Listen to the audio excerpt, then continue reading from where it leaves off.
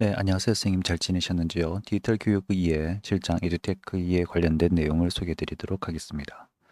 참 학생들이 많은 이렇게 휴대폰을 좀 집중하고 있고 여러 지하철에서도 많은 손님들이 이렇게 길을 가면서 휴대폰을 보고 있습니다. 그리고 쉬는 시간 학생들이 휴대폰을 집중하는 모습을 보이고 있습니다.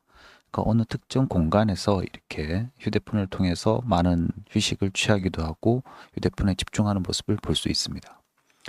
그래서 이제 우선 성인 이외에 학생들이 이렇게 학교 공간 또는 청소년 공간이라는 분석한 자료가 있는데 한번 보시면은 학급에 할애한 시간이 한국 청소년들이 학교와 학원 이외의 도시 공간에서 볼 수 있는 여가 시간은 3.3시간 정도 된다고 합니다. 그런데 학교와 집을 제외한 도시 공간을 이용한 주 활동 시간은 학교, 학원, 집으로 이제 볼 수 있는데 이들이 짧은 시간 내 도시 공간에서 식사를 해결하거나 쉬어야 할 때문에 접근성이 좋고 시설의 편의성, 공간의 다양성이 높은 상업실을 주로 이용한다 그럽니다. 그러니까 지하철이라든지 학원이라든지 아니면 상가 이럴 때 이동할 때 여유 시간이 생긴다는 것이죠. 그럼 여유 시간에 할 수 있는 뭐 놀이라든지 그런 것이 스마트폰이 가장 최적화되어 있죠. 그러니까 어쩌면 당연한 결과인지도 모르겠습니다. 그래서 우리들은 아침부터 일어날 때부터 저녁에 잘 때까지 휴대폰을 보고 또는 사용하고 있습니다. 근데 학생뿐만 아니라 지금 더욱더 좀 주목해야 될 연령층은 다름이 아니라 할머니 할아버지들이시죠. 한 70대, 80대. 근데 이때 밑에 보면은 스마트폰에 꽂힌 104세 할아버지라면서 이렇게 뉴스에 나오기도 하고 스마트폰에 또 중독된 할머니 이야기도 이렇게 소개되고 있습니다. 그러면 왜 이게 재밌을까요? 그럼 재미라는 것도 무엇일까요? 그 재미는 어떤 일에 흥미를 느끼고 즐거움을 맛보는 마음의 상태라고 그럽니다. 근데 또 그러면 예쁨은 뭘까요? 재미는 뭐고? 우리가 말로만 하는 그런 재미와 예쁨이 아니라 진짜 근원적인 예쁨이 무엇인가? 뭐 정확하게 설명할 수는 없지만 이 관련 서적을 한번 보시면 이중성이 있다 그럽니다. 근데 우리 예쁨이라는 것도 보면은 예쁘면 뭐 부러져 별로 안 좋을 거야 이렇게 하는데 그거는 예쁨의 의미를 좀 더 다양한 각도에서 봐야 되는 해석인 것 같습니다. 차이가 있는 것 같아요. 가장 대표적으로 필립스탁 주스 살리프라는데 디자이너 필립스탁입니다. 좀 유명한 그런 제품이죠. 근데 단순하게 오렌지를 짜는 기계뿐만 아니라 그 도구 자체가 신미성도 있으면서 그 기능이 뛰어나야 되죠. 그래서 이러한 예쁨을 얘기하면서 이 제품을 많이 얘기하고 있는데 제 개인적으로 이 필립 스탁을 지금 본 디자인과 관련된 서적이 있거든요. 미디어 이해라는 이모셔널 디자인 이해라는 이런 서적이 있는데 이때 많이 제가 집중을 하고 몰입을 했던 상태였습니다. 근데 우연하게 이제 뉴욕 호텔을 좀 가게 되었는데 거기에서 호텔 세 곳을 골라야 되는 상황이 됐었어요. 그러니까 수백 개 호텔 중에 여기 가지고 골랐는데 알고 보니 가보니 필립스탁이 디자인한 곳이었더라고요. 그러니까 여기에 대한 어떤 역선이라든지 어떤 감각이 나도 모르게 그걸 고르게 된 것이죠. 그래서 도널드 노먼 교수는 감성과 감정의 과학, 예쁜 물건을 섞는 게 좋다 이러면서 인간의 인지 활동에서 감정과 감성, 사용성에서 심미성에 두루 아우르는 대가의 통찰 이런 내용이 나오고 있습니다. 왜 우리는 아름답고 재미있는 물건들을 좋아하고 그 물건을 사용하고 기쁨과 즐거움을 느끼는가? 그래서 우리는 아름다움도 있겠지만 재미, 왜 그게 이렇게 기쁨과 즐거움을 느끼는가? 그리고 왜 그런 물건은 결국 사용성마저 높아지는가? 사용자가 진정으로 즐겁고 편리하게 사용할 수 있는 제품과 서비스는 어떻게 디자인되는가? 사실 지금 이 에듀테크의 이해라고 하는데 이 문장이 정말 중요한 문장이 아닌가 생각됩니다. 우리가 여러 가지 디지털 교과서라든지 다양한 컨텐츠를 사용하는데 학생들이 진정하고 즐겁고 편리하면 강요하지 않아도 그것을 사용하게 되겠죠. 그리고 학교에 계신 선생님들께서 어떤 컨텐츠에 대해서 편리하게 사용할 수 있고 효과성이 좋다. 그러면 당연히 그 부분을 사용하지 않겠습니까? 그래서 그때 공통 분모는 이런 색상과 그게 디자인이었던 것 같습니다.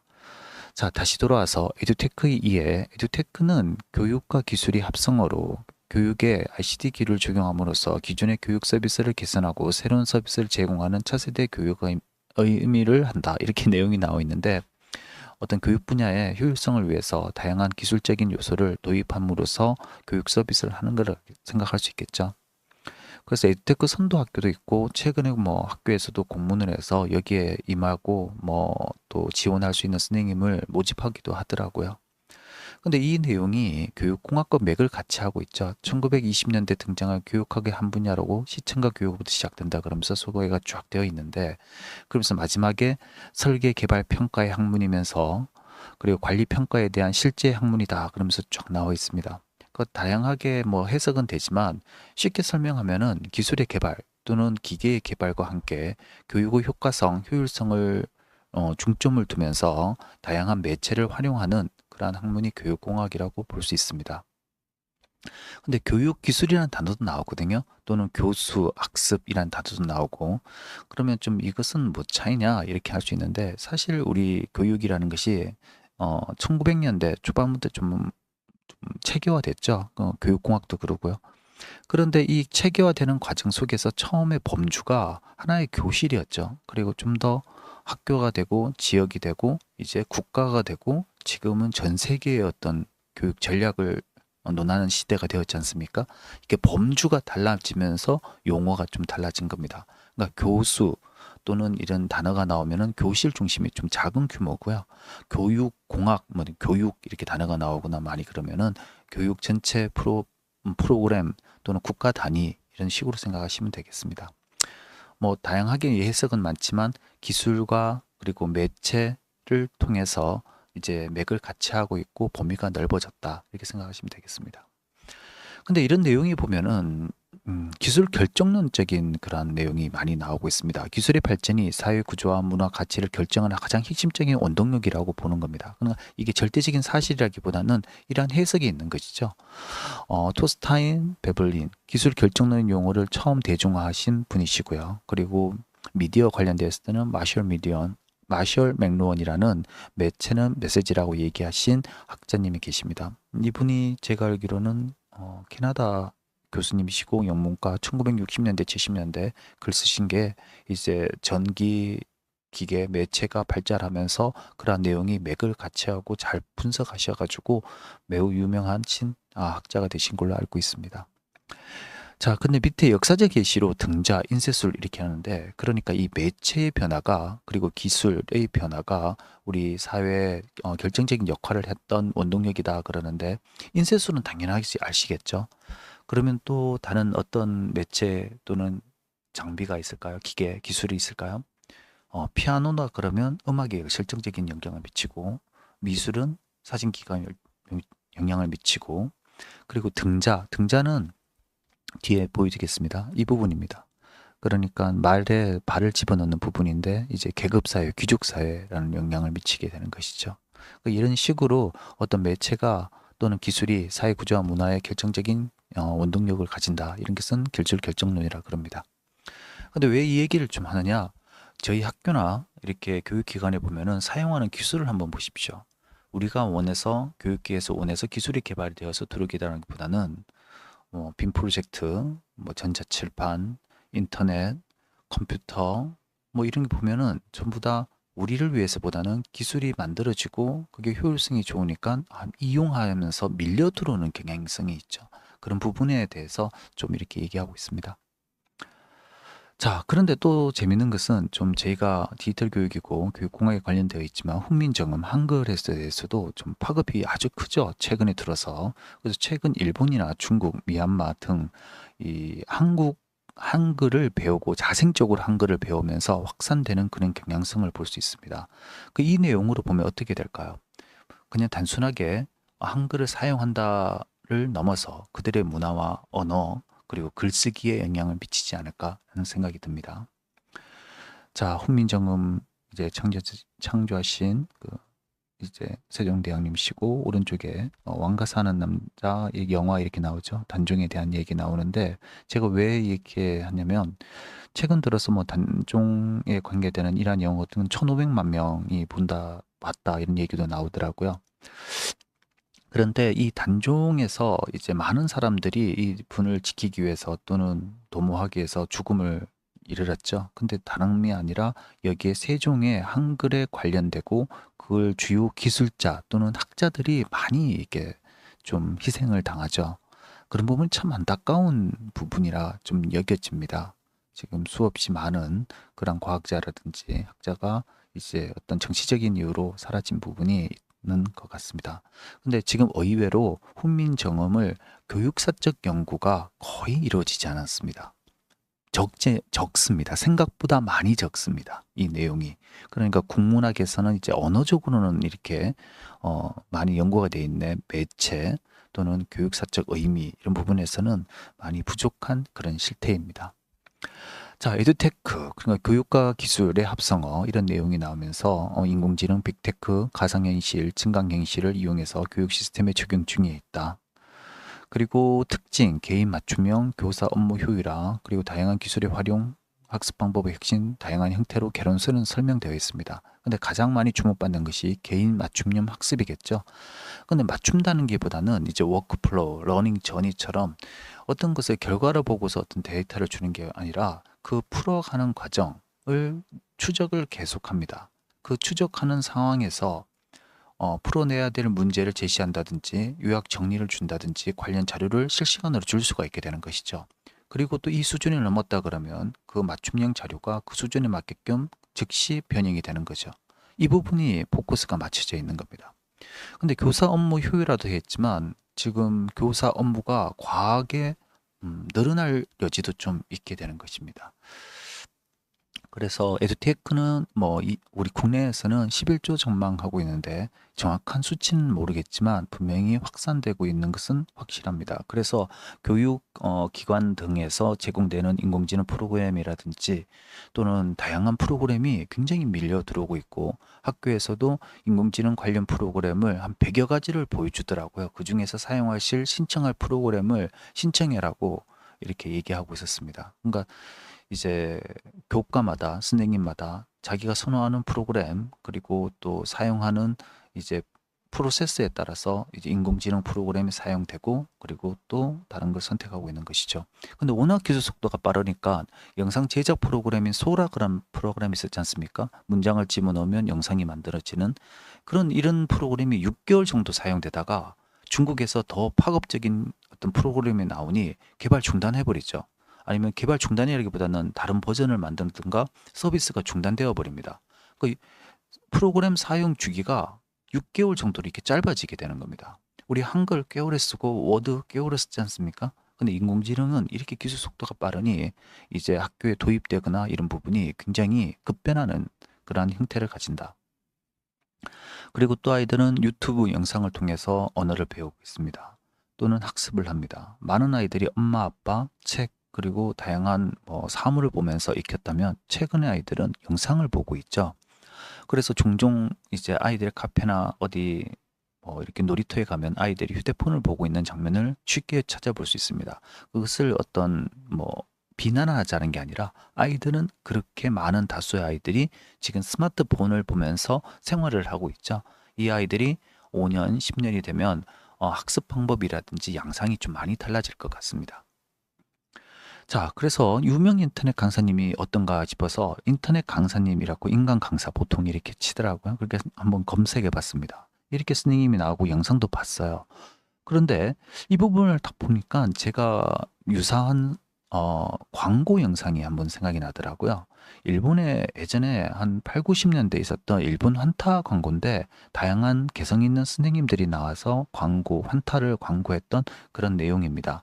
그런데 지금 왜 이런 일이 이렇게 선생님들이 굉장히 자기 개성을 일으키면서 아이들이 몰입을 할 수 있도록 많은 노력을 하고 계시더라고요. 그건 다름이 아니라 아이들이 이 내용의 어떤 부분도 중요하지만 이 내용을 보면서 어떤 몰입을 할 수 있는 요소, 에듀테크적인 요소들이 이제 포함되어 있지 않으면은 아이들이 몰입을 하고 할 수 없거나 또 집중하기 어려웠기 때문에 이런 현상이 일어나지 않는가 이런 생각이 듭니다. 저 역시 스님들 이렇게 스님들의 어떤 관심과 몰입을 유도하기 위해서 속도가 많이 빨라졌다는 얘기한 적 있죠. 말 속도가 1배속으로 해서는 도저히 되지가 않더라고요. 그래서 1.25배속 정도, 1.5배속까지는 아니지만 이게 점점점 빨라지는 경향이 있습니다. 자, ICT 교육은 2000년대, 그러니까 이제 인터넷이 들어오고, 그리고 통신이 되면서 이런 내용이 나오겠죠. 그러니까 스마트폰, 모바일 디바이스, 원격 제어 등 IT 기술의 커뮤니케이션이 강조되는 현상이 있었습니다. 이러닝이라는 단어도 나오고요. 그런 게 1990년대 인터넷 보급되면서 급속도로 보급되면서 이라는 단어가 나오죠. 다름이 아니라 1997년, 2000년대 가면서 인공지능이 한번 2차적으로 폭발적인 기술도 있었지만 네트워크 기술이 굉장히 빨라졌죠. 그러면서 이제 원격으로 할 수 있는 어, 지금 게임이 가능해졌고 그리고 거기에서 인터넷 방송도 가능해졌고 거기에 더불어 교육도 다시 들어오게 됩니다. 그러면서 이때 나온 단어가 이러닝이라고 볼 수 있겠죠. 그럼 유러닝 다름이 아니라 스마트폰이 나오고 유비쿼터스 그리고 와이파이, 블루투스 기능이 되면서 어디서든 들고 다니면서 또는 접속하면서 할 수 있다. 그래서 유러닝이라는 단어가 나오고 참고로 블루투스 같은 경우는 이제 덴마크 하랄드 블루투스라는 국왕의 이름이 있죠. 주변의 나라들을 이렇게 통합했다는 의미에서 기술을 이렇게 블루투스라고 부르고 있습니다. 그리고 메타버스라는 단어도 나오죠. 가상 초월하는 의미에서 그리스 접도 메타와 세계가 합친 유니버셜 이런 합성 단어다. 메타버스. 근데 실제적으로 1992년 출간한 SF 소설가 닐 스티븐슨의 소설 스노우 크래시에 처음 등장한 단어라 그럽니다. 근데 단순하게 이제 어떤 상상력의 단어라기보다는 어떤 작가가 조사를 하죠. 이렇게 과학적인 기술과 여러 사회 현상 등등 그런 단어를 보면서 자연스럽게 이렇게 단어를 만들기도 하고 또 생각하지 못했던 미래 기술을 잘 간파해서 소설로 나오는 것 같습니다. 그래서 이러한 제가 디지털 교육이나 교육공학 강의하면서 영화나 그리고 소설 이렇게 자주 이렇게 언급할 수밖에 없는 이유는 그런 내용의 시나리오를 잘 조사하고 연구 논문처럼 분석하고 거기에 대한 상상력을 더하니 자연스럽게 소개되고 있는 것 같습니다. 근데 그중에서 영화 한 편 1999년 소개해 드리겠습니다. 13층이라는 소개 영화입니다. 이 13층은 현실의 세계가 있고 그다음 메타버스 가상 세계가 있습니다. 근데 메타버스에서 움직이는 그 인공지능들이 실제 사람으로 인식해요. 자신들이 가짜라는 생각을 모릅니다. 그 위에서 내려왔는데 알고 봤더니 현실 세계도 더 위에 세계가 있는 가상 세계더라고요. 그러니까 가상 세계의 가상 세계 이런 얘기입니다. 그 처음에 영화를 보다가 이게 무슨 얘기인지를 모르다가 나중에 이게 알게 되게 됩니다. 구성을. 이 영화와 비슷한 것은 인셉션이라는 영화도 있겠죠. 그리고 이 당시에 아주 유명한 영화 한 편이 나왔는데 매트릭스입니다. 그러니까 지금 맥이 같이 하고 있는 거죠. 이런 내용이. 자, 그런데 이 메타버스 VR 장비 연동하게 되면 현존감이 높아진다 그럽니다. 여기 있는 것 같아요. 사람들이 옆에 살짝 밀어도 실제 방 안이고 강당이 있는데도 밀면은 막 눈물을 흘리고 굉장히 놀래요. 왜 이런 일이 일어나죠, 선생님? 다름이 아니라 내가 여기에 있다는 생각을 잊어버리게 되는 것이죠. 망각이죠. 어떻게 보면 현존감이라는 것은 망각의 효과일 수도 있는 겁니다. 그래서 아이들이 이제 이런 VR 장비를 끼고 국립중앙박물관에 가기도 하고 또 루브르 박물관에 가기도 하고 그런 거죠. 그럴 때 이 하는 이유 이런 몰입을 통해 가지고 교육적 효과를 높이기 위함이다. 그래서 국립중앙박물관, 미디어 파사드 이런 1층에 이렇게 있습니다. 이런 부분이 있고 또 삼성동이라든지 아니면 명동 쪽에 3차원으로 보여지는 이제 디지털 광고도 나오고 있죠. 근데 이런 몰입형 미디어 파사드 전시가 나르테 뮤지엄이 제주도 그리고 강릉에도 유명하고 뉴욕에서 있는 이 전광판도 유명하죠. 그리고 디스트릭트라는 업체가 우리나라에서는 굉장히 유명한데 이 디스트릭트라는 업체는 예전 한 12, 3년 전에 창립자이신 최은석 씨가 많이 이렇게 좀 시도를 했습니다. 근데 어떻게 보면 좀 빨리 돌아가셨습니다. 근데 그 밑에 같이 일을 하시던 이성우 님께서 대표를 맡으면서 지금 이런 식으로 3차원 그리고 광고나 이런 부분에 앞서 나가고 있죠. 최근에서는 분자 규모 우주먼지 이런 쪽도 나오고 있는 것 같아요. 그래서 BTS 명동에서 신세계 백화점 쪽에서 이 디스플레이 하면서 해외적으로 많은 또 이렇게 반응을 일어나고 있고요. 그런데 같은 기술이라도 어느 곳에서는 전쟁에서 사용되고 있고 어디에서는 사람을 구하고 어디에서는 치킨 배달을 합니다. 이 세 가지의 목적성이 다르지만 이 목적으로 가게끔 하는 그 기준은 뭘까요? 뭐 다양한 이유가 있겠지만 철학적 배경과 그리고 또 뭐라 그럴까요? 좀 철학 그리고 인간 인문학적인 그런 배경이 목적이 아닐까 생각이 듭니다. 그래서 군사기술에서는 정말 많은 로봇일부터 해서 여기 또 3차원 인공지능 기술이 지금 현재 미국하고 지금 이란 전쟁에서도 사용되고 있고 우크라이나, 러시아 전쟁에서도 실시간으로 사용하고 있는데 지금 문제점은 그것이 끝나는 게 아니라 계속 테스트 버전으로 새로운 기술을 계속 도입해 본다는 것이죠. 그래서 기술 개발이 폭발적으로 일어나고 있는 그런 실정입니다. 자, 그래서 인공지능 기술에 적용되는 예시 중에서 자율무기 체계, 그리고 표적 식별 데이터 분석하고 있고요. 그리고 예측, 유지, 보수, 군수물자 언제 총알이 떨어질지 기름이 없을지도 이제 알 수 있는 것이죠. 근데 실질적인 문제는 살상 결정의 기계화라는 것이죠. 이것을 기계 판단으로 인간을 죽음에 이르기까지 하는 이 공격이 정당한가? 여기에 대한 문제가 많이 일어나고 있는 것 같습니다. 그리고 스마트 교육, 뭐 이제 아시겠죠? 스마트폰 나와서 이렇게 다양한 내용이 나오고 있고요. 근데 지금 스님, 저 예전에도 한번 얘기했지만, 제 아이디어를 소개드리면, 이게 스님들께서 원격을 하시고 있는 장면입니다. 이게서 스님, 이렇게 하면서 스님들이 기술을 또 익혔고, 컨텐츠도 어마어마하게 많아요. 근데 디지털 교과서가 오면은 이 컨텐츠가 연동이 시킬 수 있거든요. 꼭 유튜브뿐만 아니라 스님들이 자기가 전공하고 자기가 좀 잘 가르칠 수 있는 분야를 영상을 찍어서 디지털 교육하고 그리고 디지털 교과서랑 연동을 한다면 그 생태계가 만들어지겠죠. 그리고 좀 더 월급도 좀 드리시고 그리고 강의료도 좀 주시고 유명 강사님도 나오시고 그러면 좀 더 학생들에게 도움이 되지 않을까 싶습니다. 그러면 한 학생에게 한 명의 국어 교수님이 있는 게 아니라 10명의 국어 교수님도 계시고 그리고 10명의 또 사회 선생님이 계실 수도 있는 것이죠. 다양하게 수업 듣고요. 그럴 수 있는 그러한 환경이 구현될 수 있다.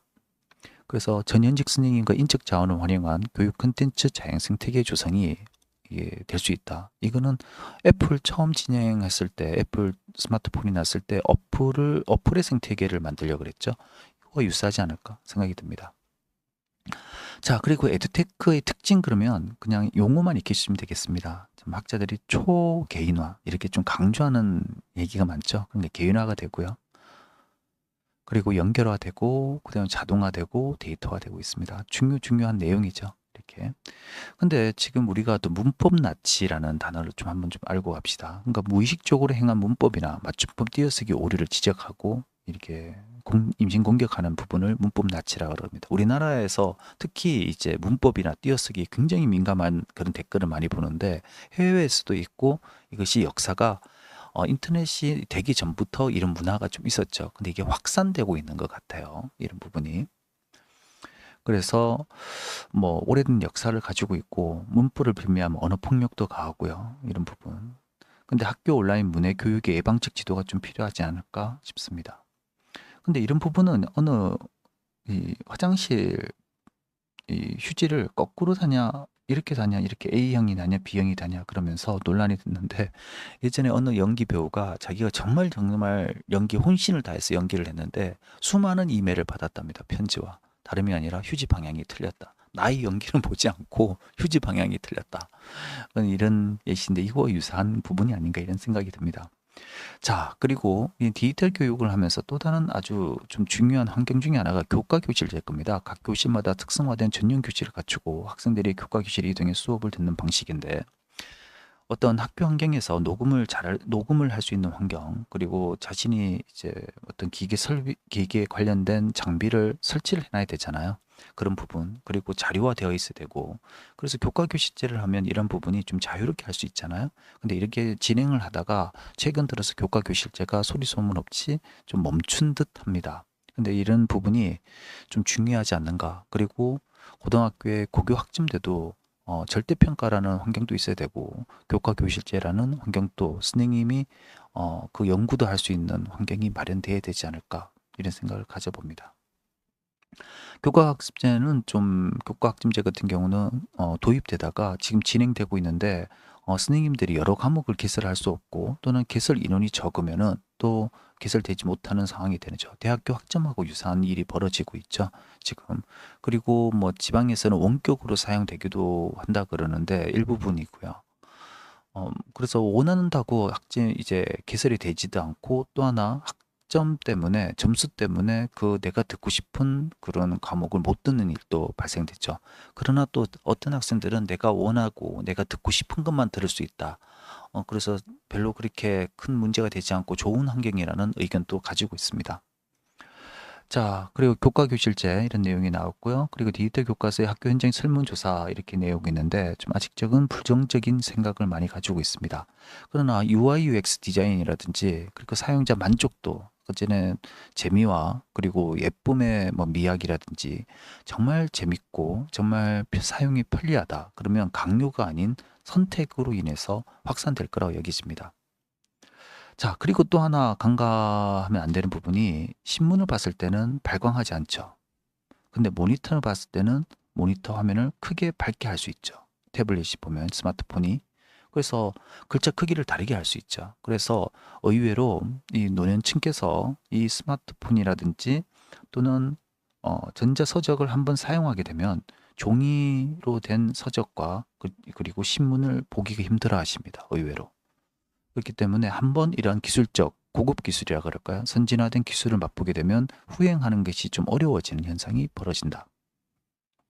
그리고 융합화 내용이 나오고 있죠. 뭐 당연히 뭐 교육 과정이 융합되는 그런 링크도 연결되잖아요. 그러니까 사회에서 하나의 과목이 되면 그 링크를 알고리즘을 연결되기도 하지만 스스로 이제 링크가 이제 연결되면서 또는 검색을 통해서 확산되죠. 융합적 사고가 진짜 만들어게 되는 환경도 될 수 있다.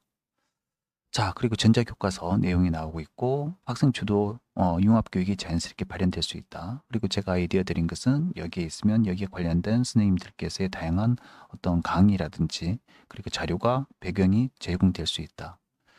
자, 그리고 게임화. 게임하는 교육이나 금융, 비즈니스, 헬스케어 등 게임의 영역에서 게임 요소를 이용해 가지고 수업을 하는 것이죠. 그러니까 게임하는 놀이 교육의 효과적과 함께 재미와 환상적인 이야기를 통한 도전 의식을 함양하고 학습하는 데 필요한 내적인 동기 활성화를 강요하고 그리고 강조하고 학습에 더욱 몰입할 수 있게 한다. 맞죠? 자, 근데 몰입은 뭔가? 그러니까 직센트 미하이의 몰입 이론이죠. 이게 가장 유명하신 분이고 그리고 또 우리나라에서도 몰입이라는 책이 많이 또 잘 나온 그렇게 정리된 서적도 많이 있죠. 근데 또 학교 보면 장자 또는 우리 또 성리학 쪽인가요? 교육사 쪽에서도 이 부분 내용이 있더라고요. 그런데 뭐 새로운 개념이라보다는 거기에 대해서 이런 부분이 효과성, 효율성을 위해서 지금 핵심적인 개념으로 활용되고 있습니다. 그러니까 개인이 어떤 활동에 깊이 집중하여 시간의 흐름을 잊은 상태? 조금 이렇게 내용이 나와 있지만 이거보다는 좀 더 거기에서 완전 몰입, 내가 가지고 있는 집중력을 총동원되어 있는 상태? 그리고 좀 더 학습자 수준에 맞는 적절한 도제를 과제하고 학습 과정에서 즉각적 피드백을 제공하는 교석 설계의 전략 이렇게 얘기하고 있는데 좀 더 하나에 집중하면서 사고의 성찰 과정에 깊게 이제 몰입되어 있는 상태, 깊게 집중하고 있는 상태라고 볼 수 있겠죠. 그래서 지금 여기 보면은 이 정성철 님인가요? 이렇게 새로운 프로젝트가 딱 들어왔는데 잘하는 애들도 못하는 애도 있다는 겁니다. 자기 힘으로 막 하는 애가 있는데 근데 못하는 애도 있는데 잘하는 애도 있는데 자기 힘으로 그냥 하는 애가 있다는 거죠. 그 왜 그런가 보니까 30분 이상 고민해 본 적이 있다. 그러니까 수학이나 어떤 과목이든 그러니까 어떤 문제를 단순하게 푸는 게 아니라 이에 대해서 왜 이러지? 라면서 고민의 흔적을 경험을 한 애들은 이 파지 형태로 그 기억이 사라지는 게 아니라 미래에 영향을 주고 있다는 것이죠. 근데 또 반대로 인지 부하 이론은 학습자의 인지 한계를 고려하여 학습 자료를 효과적으로 설계하는 데 초점을 맞춘다. 그러니까 단순하게 이것도 하고 저것도 하고 여러 가지를 하면 학습 효과가 있다. 이런 게 보다는 인간은 작업 기억 용량이 제한적이다. 감각이나 이런 부분이. 그래서 인지 부하를 줄여야 학습 효율성이 높다는 그러한 이론도 있다는 겁니다. 이렇게 인지 부하 이론이라는 겁니다. 그리고 게임 기반 학습, GBL이라고 그러고 교육의 게임을 결합하여 학습 효과를 극대화하는 교수법을 말합니다. 그러니까 재미와 몰입이 되죠. 적극적인 참여가 일어나고 피드백 성찰이 일어납니다. 근데 문제점이 하나 있죠. 어떤 문제점인가요? 이거 다음에 게임 하다가 다음에 문학이라든지 명상을 한다 그러면 어떻게 될까요? 마치 양념치킨 먹고 밥을 먹으면 이 밥맛이 안 느껴지죠. 똑같은 이런 내용입니다. 그러니까 전이가 잘 안 된다는 것이죠. 일반적으로 어떤 맥락 게임에서 성공적으로 유발된 동기가 다른 맥락 빅게임 학습 전이되지 않는 현상이 또 일어나게 된다는 것이죠. 자, 다시 돌아와서 에듀테크의 서비스 분류, 이건 개론성적인 내용입니다. 교육 콘텐츠 서비스 분류가 되고요. 적응형 교육 서비스, 교육 지원 서비스, 그리고 교육 플랫폼 등이 있다. 자, 그리고 시간과 공간을 넘어 학교 벽은 사라지는 현상이 일어나고 있죠. 우리 이제 이렇게 학생들이 오고, 그리고 학교 공간이 같이 있고, 몸이 학교에 있는 시간에서 여기 시간과 공간을 벗어나는 환경으로 지금 넘어가고 있습니다. 뭐 완전히 사라지지는 않지만 분명히 하나의 대안으로 만들어지지 않을까 싶습니다. 그래서 하나의 예로 온라인 로스쿨 독학했던 이제 한국 학생이 있죠. 그래서 집에서 로스쿨을 원격으로 공부해가지고 이제 검사가 된 예가 있고요. 그래서 이러한 뉴스가 나옵니다. 가정학습 출석 인정하자, 사실상 등교 선택권을 허용하자는 얘기도 지금 나오고 있습니다. 그럼 졸업 앨범도 옛날에는 이런 형식이었지만 또 어느 모 학교에서는 이렇게도 변하지만 종이로 만들어진 이제 앨범도 선택적으로 사용되겠죠. 자, 다시 돌아서 너무 좀 거대한 얘기는 같은데 이제 철학과 인문학 그리고 방향성이 중요하다는 얘기 있죠. 헌법에 명시된 한국 교육 철학은 무엇일까? 그러면 이 철학에 맞춰서 지금 우리는 이 디지털 교육이 되고 에듀테크 기술이 적용되고 있는가? 이런 의문이 들지 않습니까? 근원적으로. 그래서 한번 찾아보면은 대한민국 헌법 전문의 마지막 부분에 좀 이런 힌트가 있습니다. 안으로는 국민 생활에 균등한 향상을 가하고 밖으로 항구적인 세계 평화와 인류 공영에 이바지함으로써 우리들과 우리들의 자손의 안전과 자유 행복을 영원히 확보하는 것을 다짐한다. 이런 내용이 한 부분이 있고요. 그리고 교육기본법 2조에 보면 교육 이념입니다. 이건 좀 알아두시면 좋겠습니다. 교육은 홍익인간의 이념 아래 모든 국민으로 하여금 인격을 도야하고 자주적 생활 능력과 민주 시민으로서 필요한 자질을 갖춤으로써 인간다운 생활을 영위하고 그리고 민주국가의 발전과 인류 공영의 이상을 실현하는 데 이바지함을 목적으로 한다. 이게 지금 뭐 세계 교육 철학 교육 기본법이 아니라 우리 대한민국의 교육 기본법입니다. 그러니까 홍익인간 그리고 삶을 영위하면서 인류 공영과 그리고 또 뭡니까? 인간다운 삶을 영위하는 데 목적을 두고 있다. 마치 제 생각은 이걸 찾아보고 어떤 생각이 드냐면 대한민국의 교육 어떤 기본법이 아니라 세계 기본법적인 우리나라의 교육의 철학은 어쩌면은 전 세계적인 통용할 수 있는 그러한 어떤 플랫폼 철학을 가지고 있지 않을까라는 생각을 한번 해봤습니다. 자, 환경 조성에 대한 사용자 전문가 의견, 정책이 적시적소 희망 이렇게 내용도 있지만 윤두스의 자화상입니다. 왜 이걸 하냐? 이 자화상은 자신의 얼굴을 그린 것이죠. 어떻게 보면 교육은 우리의 모습을 복제하는 행위일 수도 있다는 겁니다. 음, 좀 이상하게 들릴 수 있지만 누구를 이상으로 그릴까요? 조각가를 하다 보면은 나중에 그림을 그리고 또는 조각을 하면 자신의 얼굴을 투영해 버리는 경우가 많거든요. 근데 우리 교과서도 그런 부분이 있죠. 좀 이런 부분이. 근데 이 부분을 조금은 경계를 해야 되고 인식해야 될 부분이 있는 것 같아요. 그래서 우리도 모르게 디지털 교육 이런 게 하다 보면 나의 생각이 투영이 되면서 아이들에게 강요를 하고 있지 않는가라는 부분도 한번 검토해 볼 필요 있다 생각합니다. 자, 마지막으로 이러한 효율적인 극대성을 극대화하는 이러한 에듀테크 환경에서 휴식 시간과 공간이 필요한 시점이 아닐까. 이거는 인터넷에서 가져왔고요. 이제 보통 도심에 물이 없다 그러더라고요. 제가 이건 한 10여 년 동안 이렇게 있는데 근데 수도가에 화분에다 물을 좀 담아 놓습니다. 그러면 새들이 많이 와서 먹기도 하고 벌도 오고 나비도 오고 좀 목욕을 해요. 새들이 하루에 2번 목욕하더라고요. 제가 관찰해서는. 그렇기 때문에 모이를 살짝 담아 놓기도 했습니다. 근데 우리 학생들 이렇게 동일한 옷을 입고 이렇게 학교 급식 시간에 뛰어가는 장면이 잠시 찍혀 있고요. 그리고 제가 아침에 모이를 주는데 동네 새들이 와서 또 밥을 먹는 그런 장면입니다. 그래서 지금 우리가 다 아시는 것처럼 이제 효율성을 위해서 에듀테크와 이런 극단적인 어떤 방법들을 막 도입하고 기술 결정론처럼 구조주의적인 사상처럼 막 들어오고 있긴 있지만 조금은 천천히 힘을 빼는 시간과 휴식 시간도 같이 겸비해야 균형이 맞는 교육이 되지 않을까 하면서 본 강의를 마치도록 하겠습니다. 선생님 감사합니다.